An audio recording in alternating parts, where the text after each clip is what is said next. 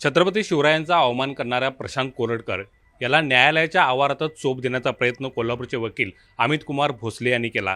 त्यामुळे त्यांच्या अभिनंदनाचा वर्षाव आहे तो सकल मराठा समाजाच्या वतीनं, हिंदू समाजाच्या वतीनं करण्यात येते। बहुजन समाज आहे त्यांचा ठिकठिकाणी सत्कार करताना पाहायला मिळतात। मात्र अमित कुमार भोसले यांच्या मनात त्यावेळी नेमकं काय होतं, का त्यांनी हल्ला चढवला, हे त्यांच्याच शब्दातून आपण ऐकून घेणार आहोत। काय सांगाल, ज्यावेळी तुम्ही कोर्टाच्या प्रिमायसेसमध्येच आतमध्ये हल्ला केला, का वाटलं तुम्हाला असं, की इतका तुमचा संताप का अनावर झाला? प्रशांत कोरटकरनं जे वक्तव्य केले त्याच्याबद्दल ह्या महाराष्ट्रातच काय संपूर्ण देशात आणि विश्वामध्ये त्याला कोणी माफ करणार नाही। सगळ्यांच्या मनामध्ये मोठ्या प्रमाणात त्याच्याबद्दल राग आहे। तो समोर दिसला की काल जी माझी प्रतिक्रिया होती ते स्वाभाविकच आहे की आणि कुठल्याही शिवप्रेमी भारतीय नागरिकांमध्ये येणं हे स्वाभाविकच आहे। त्याला आता जनतेच्या हवाली करा, त्याला कडलोट करणं हाच त्याला आता आम्हाला एक पर्याय वाटतो। न्यायपालिकेवर 100% विश्वास आहे, पोलीस खात्यावर 100% विश्वास आहे, परंतु ही घाणेरडी अशी विषारी प्रवृत्ती वाढत चालले। ह्याच्या अगोदर तुम्ही बघा, त्या सोलापूरकडनं बोललं, ह्याच्या अगोदर त्या कोश्यारीनं बोललं, ह्याच्या अगोदर त्या जेम्सलनं बोललं। व दिवसेंदिवस ही अशी विषारी प्रवृत्ती जर वाढत गेली तर राष्ट्रीय एकात्मतेला तडा जाण्याला वेळ लागणार नाही। अहो, हा देश आयता असाच तयार झाला नाही। ह्या देशानं अनेक परकीयांच्या आक्रमणं अंगार घेतलेले आहेत, झेललेले आहेत, त्यांना तोंड दिलेले आहेत, अनेक बलिदान दिलेले आहेत, शहीद झालेले आहेत। 1947ला आपल्या देशात स्वातंत्र्य मिळालं। खऱ्या अर्थाने छत्रपती शिवरायांनी स्वातंत्र्य संग्राम चळवळ लढायची ज्योत त्यावेळी लावली होती। तोच आदर्श संभाजीराजांनी घेऊन सर्वप्रथम ते शहीद झाले, बलिदान दिलं त्यांनी। त्याच्यानंतरनं शहीद भगतसिंग असतील, सुखदेव राजगुरू असतील, त्यांनी देखील त्यांच्याच विचाराच्या कार्यावरती पावलापाव ठेवून ह्या जुलमी राजवटीला देशातनं बाहेर काढलं आणि ह्या देशातल्या असंख्य जाती धर्माला, असंख्य पंथांना, असंख्य रंगांना एकत्रित बांधण्याचं काम जर कोण करत असेल तर ते फक्त आणि फक्त शिवचरित्रच करतं। आज सर्व लोकांना शिवचरित्र हे एक आधार आहे, एक आदर्श जीवन जगण्यासाठी। आणि जर अशी घाणेरडी विषारी प्रवृत्ती वाढत गेली तर ह्या देशाला ते परवडणार नाही आहे। त्याच्यामुळं माझ्यासारख्या असंख्य शिवप्रेमींच्या मनामध्ये महाराष्ट्रात देशामध्ये राग आहे। अहो, मलाच काय, अन्य कुठल्याही शिवप्रेमिकाला जर त्याचा समोर दिसला तर ठेचून काढल्याशिवाय कोण गप बसणार नाही। मी जसे वकील असलो, मी वकील आहे, काही डॉक्टर असतील, काही इंजिनियर असतील, काही शेतकरी असतील, काही कारखानदार असतील, काही व्यापारी असतील, परंतु आपण सर्वप्रथम एक भारतीय आहोत, आपण सर्वप्रथम एक शिवप्रेमी नागरिक आहोत। ती जबाबदारी आणि ते कर्तव्य हा लोककल्याणकारी राज्याला टिकवणं, वाढवण्यासाठी जे काही करता येईल ते प्रत्येक शिवप्रेमी आपापल्या परीनं करेल। कुणालाही कंट्रोल राहण्यासारखं राहणारच नाही। माझ्याकडे बघत असताना वकील म्हणून बघताय तर त्याच्यापेक्षा मी अधिक शिवप्रेमी आहे। आणि वकील म्हणून तुमची जबाबदारी वाढते, कारण कायद्याचं राज्य आहे। मग तुम्ही कायदा हातात घेण्याचा प्रयत्न का केला? मी कायदा हातात घेण्याचा अजिबात प्रयत्न माझ्या डोक्यात नव्हता, हेतू नव्हता, उद्देश नव्हता। ते समोर आला, मला माझा राग, माझ्या भावना, मला ह्या देशाला दिलेल्या क्रांतिकारकांचं बलिदान, आज देश ज्या पातळीवरून चाललेला आहे, सर्वसामान्य माणूस ज्या पातळीवरून चाललेला आहे, त्यांचं दुःख मला हे बघवत नाही। ह्या असली घाणेरडी विषारी प्रवृत्ती आपल्याला नको आहे। आपल्याला सर्वांना एकत्र राहायचं आहे। आता सध्या तुम्ही बघा, उद्या गुढीपाडवा आपला एवढा मोठा सण साजरा होतोय। लक्षात घ्या, ईद आहे परवा दिवशी। पुढच्या महिन्यामध्ये चांगल्या चांगल्या महापुरुषांची जयंती साजरी होते। देशामध्ये चांगल्या पद्धतीचं वातावरण असताना अशा पद्धतीची जर घाणेरडी ही विषावळी पल्लावर जर वाढत चालली, ह्यांची विधानं समोर आली तर देशात काय घडल ही वेळी ठेचलं गेलं पाहिजे। मग न्यायपालिका त्याला शासन करणारच, परंतु मला त्यानं जे केलं ते झोपच लागत नव्हती आम्हाला, कोणाला झोप लागत नव्हती, कुठल्या शिवप्रेमीला। मी आत्ता सांगितलं, मीच काय आणि कुठलाही शिवप्रेमी तिथं असता तर त्याला चांगला धडा आणखी माझ्यापेक्षा चांगला शिकवला असता। म्हणजे हे सगळं ठरवून नव्हतं म्हणताय, नेमकं मग काय झालं त्यावेळी तिथं?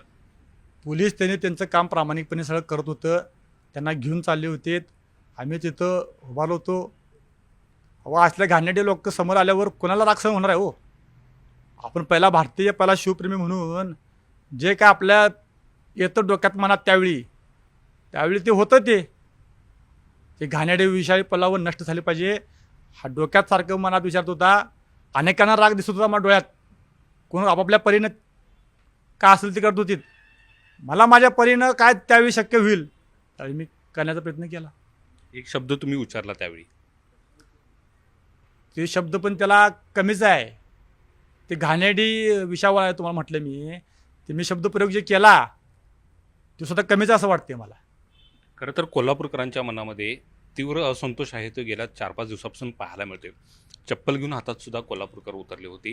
कोर्टाच्या आवारामध्ये वारंवार शिवप्रेमी आत जाऊन आणि त्याच्यावरती हल्ला करण्याचा प्रयत्न करत होते. कुठंतरी हा रोष आहे तो पोलिसांनी अटक केल्यानंतर कमी होईल वाटलं होतं, मात्र हा रोष संपताना दिसत नाही. आमच्या पोलीस बांधव रात्रंदिवस ह्या देशातला प्रत्येक नागरिक गुन्ह्यात नांदू दे राहू दे म्हणून डोळ्यात तेल घालून रात्रंदिवस ते आपली रक्षण करतात. आणि अशी ही घाणेरडी प्रवृत्ती जर समोर आली तर पोलीस त्यांच्यापर्यंत ते करायला येतच कायद्यानुसार. परंतु तुमच्या आमच्यासारख्या सुजाण नागरिकाला, शिवप्रेमीला, राष्ट्रभक्ताला आपला रागाचा पारा नाही कंट्रोल करता येत, सहन करता येत नाही, अशी ती घाणेरडी काम आहे. कोल्हापूर हे छत्रपती शिवरायांची गादी आहे, इथं लक्षात घ्या. आणि ह्या गादीमध्ये अनेक चांगले चांगले राजे घडले, त्या घराण्यातून अनेक समाजसेवक, समाजसुधारक घडले. हे कोल्हापूरचं वैशिष्ट्य आहे. इथं कोल्हापुरी फेटा पण आहे आणि इथं कोल्हापुरी पायतान पण आहे. कसं वागायचं ठरवायचं, कोल्हापूरकर जिल्हा हा आम्ही कुठे कमी पडणार नाही. त्याची लायकीच ती आहे, म्हणून सातत्यानं त्याच्याकडे तो वर्षाव होतोय. खरं तर हे तुम्ही म्हणताय कोल्हापूरकर जसं जसं उत्तर देतात, मात्र तुम्ही जी रिॲक्शन दिली, तुमच्या वकिली पेशावरती सनद रद्द होण्याची कारवाईसुद्धा सुरू होऊ शकते. मग तिची तुम्हाला भीती नाही का? मी सर्वप्रथम शिवप्रेमी म्हणून त्या ठिकाणी माझी भूमिका बजावलेली आहे. ह्याच्यामध्ये जे काही आमचे बार काउन्सिलचे मेंबर्स असतील ते विचारविनिमय करतील योग्य तो. शेवटी बार काउन्सिलचा हेतूच आहे न्याय देणं. मी काय जाणीवपूर्वक काय गुन्हा घडावा काय घडावं हे आपला नव्हता. तर असे विषारी पिलावर जी ह्याच्या अगोदर मी तुम्हाला बोललो, राहुल सोलापूरकर असेल, तो भगतसिंग कोसा राज्यपाल किती मोठं पद आहे, त्याच्या अगोदर जेम्स लेन, अहो हे सातत्यानं वारंवार ही असली पिलावर जन्माला काय आला लागल्या. ह्यांना कोणाची भीती आहे का नाही? काय ह्यांना कोण पाठीशी घालते असा बी संशय येणं स्वाभाविक आहे. मी कुठल्या राजकीय पक्षात पण नाही आणि कुठल्या पक्षाविरोधात पण नाही. मी शिवप्रेमी म्हणून त्या ठिकाणी माझी भूमिका बजावण्याचा प्रयत्न केला. मी सगळ्यात पहिला शिवप्रेमी आहे, शिवचरित्राचा मी कार्यकर्ता आहे, शिवाजी महाराजांना छत्रपती घराण्यांना मानणारा मी व्यक्ती आहे. सर्वप्रथम तिथं कोण काय करत असेल तर माझ्यासारख्या असंख्य महाराष्ट्रातल्या शिवप्रेमींना हे शक्य होणार नाही. काही जण तुमच्या भूमिकेचं स्वागत करतात, पण काही जण आता टीका करायला सुद्धा सुरुवात केलेली आहे. गुणरत्न सदावर्ते यांनी तुमच्यावरती टीका केलेली आहे. तुमच्या विरोधात मुंबई कोर्टामध्ये तक्रार करणार असल्याचं त्यांनी म्हटलंय. यासोबतच तुमच्याबाबत आहे ती टॉर्चर करण्याचा आरोपीला जो प्रयत्न झाला त्याबद्दल सुद्धा त्यांनी नाराजी व्यक्त केली. एक गोष्ट लक्षात घ्या, कुणी ह्याच्यामध्ये कसल्याही पद्धतीचं दुसरा विषय यात घालू नये. कोरटकरला मीच काय या महाराष्ट्र देशातला कुठलाही नागरिक माफ करणार नाही. जर असं कोण काय करत असेल तर ते त्यांचा वैचारिक पातळी हा विषय आहे. तो बघू आपण पुढं. गुणरत्न सदावर्तेची यामध्ये एंट्री येणं काय वाटते? आता हळूहळू समजेल. आता काल पहिल्यांदाच त्यांनी त्यांचे स्टेटमेंट दिले. बघू आता पुढं काय काय येते. आपण आपल्या पद्धतीनं समस्या मार्गाने आपण जाऊन आपण करू. उदयनराजे छत्रपती यांनी आज सकाळी एक माध्यमांच्या समोर भूमिका मांडली. महापुरुषांचा अवमान करणाऱ्यांच्या बाबत कडक भूमिका, कडक कायदा आणण्याची गरज आहे त्यांनी व्यक्त केली. याबाबत त्यांनी मुख्यमंत्र्यांच्या बद्दल सुद्धा नाराजी व्यक्त केली. वारंवार मागणी करून सुद्धा असा कायदा आणला जात नाही. एक गोष्ट लक्षात घ्या, श्रीमंत छत्रपती उदयनराजे भोसले महाराज हे अत्यंत अभ्यासक आहेत. त्यांना पूर्णपणे जाणीव आहे शिवचरित्र कशा पद्धतीनं राबवलं गेलं पाहिजे. उदयनराजांनी हे कधीही न्यायाच्या बाजूनं उघडपणे असणं राहिलेले आहेत. ते त्यांना ह्या देशाला एका चांगल्या वळणावर न्यायचं आहे आणि त्याच्यासाठी आपल्याला महापुरुष, समाजसेवक, समाजसुधारक ह्यांचा अवमान झालेला उदयनराजे महाराजांना अजिबात आवडत नाही. त्यामुळे त्यांनी केंद्रीय गृहमंत्री अमित शहा केंद्र सरकारकडे जी मागणी केल्या त्या मागणीचं आम्ही असंख्य शिवप्रेमी मनापासून त्यांचं अभिनंदन करतो, कौतुक करतो. त्यांच्या पाठीशी ठाम आहे. असा कडक कायदा करावा की महापुरुषांचं नाव घेताना सुद्धा ह्या असल्या घाणेरड्या विषयावर पलीकडनं 10 वेळा विचार करावा लागेल. त्यामुळे छत्रपती उदयनराजे महाराज यांना आमच्यासारख्या असंख्य शिवप्रेमिकांचा पाठिंबा आहे. आत्ता कोल्हापूरकरांमध्ये रोष पाहायला मिळाला. कोल्हापूरमध्ये प्रशांत कोरटकर आहे म्हणून हा रोष कोल्हापूरकरांचा दिसून येते. मात्र जामीन मिळाल्यानंतर प्रशांत कोरटकर ज्यावेळी बाहेर पडतील, महाराष्ट्रामध्ये फिरतील, त्यावेळीची अवस्था काय असेल? प्रशांत कोरटकरला आता महाराष्ट्रामध्ये काय ते सहज कुठं असं फिरल उघडपणे असं काय चित्र नाही आहे.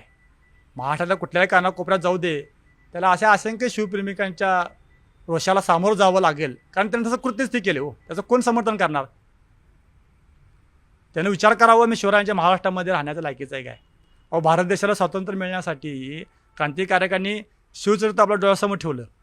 संपूर्ण देशाला अभिमान आहे, छत्रपती शिवरायांसारखी व्यक्ती या ठिकाणी आपल्या भारत देशामध्ये जन्माला आली. संपूर्ण भारत देशाला अभिमान आहे, विश्वामध्ये त्यांचं कौतुक केलं जाते. आणि त्या माणसाबद्दल तुम्ही असं बोलता? अहो, सगळ्या जाती धर्माला बरोबर घेऊन जाण्याचं काम केलं महाराजांनी. माणसाला माणूस म्हणून जगवण्याचं काम त्यांनी केलं. आणि त्यांच्याबद्दल असं बघता, ही भावी पिढीनं, आत्ताची पिढीनं मग कोणाचा आदर्श घ्यायचा? ह्या जेम्स लेनचा आदर्श घ्यायचा काय? राहुल सोलापूरचा आदर्श घ्यायचा का? ह्या प्रशांत कोरडकरचा आदर्श काय? यांच्याकडे विचार हो. त्यामुळं अशा लोकांना ही जी विषावळी आहे ना, ही जाग्यावर ठेचलीच पाहिजे हो. शेवटचा प्रश्न विचारतोय. तुम्ही म्हणताय की स्वाभाविकपणे माझी ती प्रतिक्रिया आली. मग आता ह्या प्रतिक्रियेवर तुमच्यावरती कारवाई होऊ शकते, सनद रद्द होऊ शकते. याचा तुम्हाला पश्चाताप होतोय की अभिमान वाटतोय? हो बघा, मी माझी वकिली व्यवसाय, वकिली क्षेत्र हे बाजूला ठेवून माझ्यातलं जे शिवप्रेमी एक जागा झाला, भारतीय नागरिक जागा झाला, त्यातून मी ते कृत्य केले. माझ्याकडे बघताना फक्त वकील म्हणून बघू नका ना. मी त्या ठिकाणी मगाशी सांगितलं की मी करता हे काय घटना घडली आहे, त्यावेळी एक भारतीय नागरिक, एक शिवप्रेमी नागरिक, शिवप्रेमी कार्यकर्ता म्हणून जी काय जबाबदारी असते, जे कर्तव्य असतं ते मी त्या ठिकाणी केलं. आणि टीका टिप्पणी ही होत राहणार हो, टीका टिप्पणी होत राहणार. प्रत्येक माणसाच्या मनामध्ये दोन गुण असतात, एक चांगला आणि वाईट. आपण चांगलंच घ्यायचं, वाईटाकडे दुर्लक्षच करायचं आपण. नक्कीच. तर हे होते अमित कुमार भोसले यांनी काल प्रशांत कोरटकरला हिसका दाखवण्याचा प्रयत्न केला. त्यांनी स्पष्टपणे म्हटलेलं आहे, कोल्हापूरकर फेटासुद्धा हातात घेतात आणि पायतानसुद्धा हातात घेतात. तुमची वृत्ती कशी आहे त्यावरती हे अवलंबून असते. आणि माझा जो राग होता कालचा तो स्वाभाविक होता आणि त्यामुळे मला कोणत्याही पद्धतीचा या निमित्तानं पश्चाताप होत नसल्याचं सुद्धा त्यांनी वक्तव्य केलेलं आहे. आणि प्रशांत कोरटकर याच्या विरोधात रोष महाराष्ट्रभर कायम आहे. जरी जामिनावरती ते सुटले तरी प्रशांत कोरटकरला महाराष्ट्रभर हिसका दाखवल्याशिवाय राहणार नाही, अशा पद्धतीची शिवप्रेमींचा रोष अद्यापही कायम असल्याचं वक्तव्य त्यांनी केलेलं आहे. त्यामुळे एकूणच पाहायला गेलं तर प्रशांत कोरटकरवर एका बाजूला कायद्याने कारवाई सुरू असली तरी दुसऱ्या बाजूला शिवप्रेमींचा रोष अद्यापही नष्ट होताना किंवा संपताना दिसून येत नाही. Video journalist Sandeep Patil, Dnyaneshwar Salunkhe, news 18 Lokmat, Kolhapur.